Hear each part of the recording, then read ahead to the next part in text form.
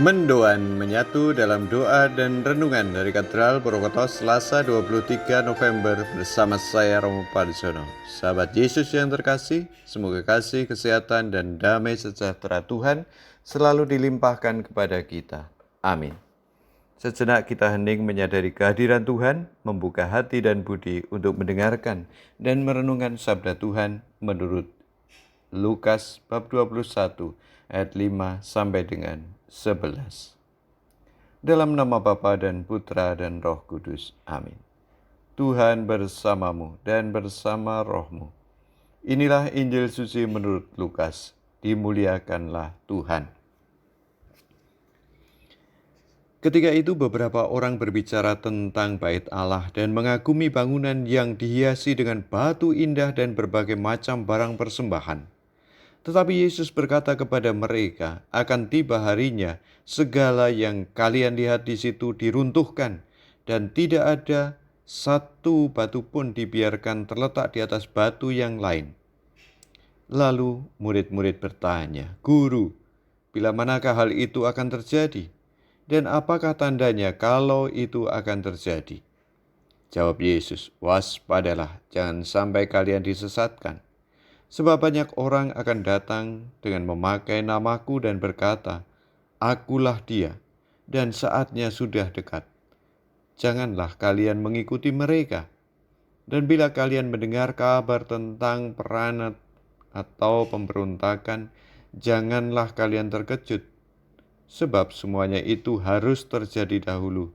Tetapi itu tidak berarti kesudahannya akan datang segera. Kemudian Yesus berkata kepada mereka, bangsa akan bangkit melawan bangsa, dan kerajaan melawan kerajaan.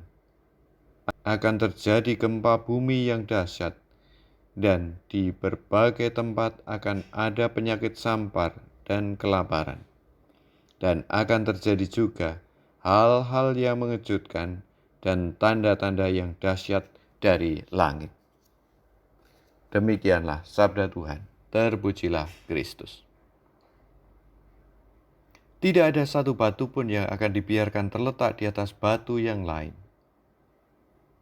Segala sesuatu ada awalnya, sekaligus ada akhirnya.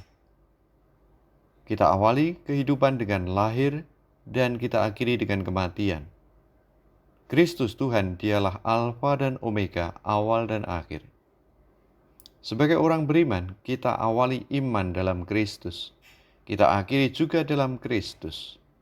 Kehidupan ini, hidup kita ini berada dalam rentang antara awal dan akhir. Dalam rentang waktu ini, kita bisa menikmati keindahan kehidupan. Dalam Injil hari ini diungkapkan bahwa beberapa orang sedang membicarakan tentang bait Allah dan mengagumi bangunan itu. Kita tahu bahwa bait Allah adalah sebuah bangunan yang super indah. Keindahan seperti ini bisa menghantar orang pada kekaguman. Yesus mengingatkan bahwa keindahan ini bisa hancur. Segala sesuatu bisa musnah. Hanya Allah dan mereka yang hidup di dalamnya akan menikmati keindahan selamanya.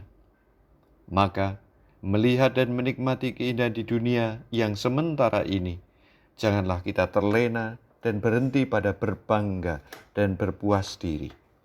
Kita harus tetap mengarahkan diri kita pada Allah, sang sumber keindahan dan kebahagiaan sejati dan kekal. Marilah berdoa. Allah yang mengendaki mendirikan kerajaan kasih yang lestari selamanya melalui Yesus Kristus, bantulah kami melaksanakan sabda janjinya dan mampu bersaksi dalam segala tingkah laku kami. Amin. Marilah kita berdoa. Tuhan bersamamu dan bersama rohmu. Semoga Allah yang Maha Baik memberkati, melindungi dan membimbing kita dalam nama Bapa dan Putra dan Roh Kudus. Amin. Selamat beraktivitas, Tuhan memberkati. Salam mendoan.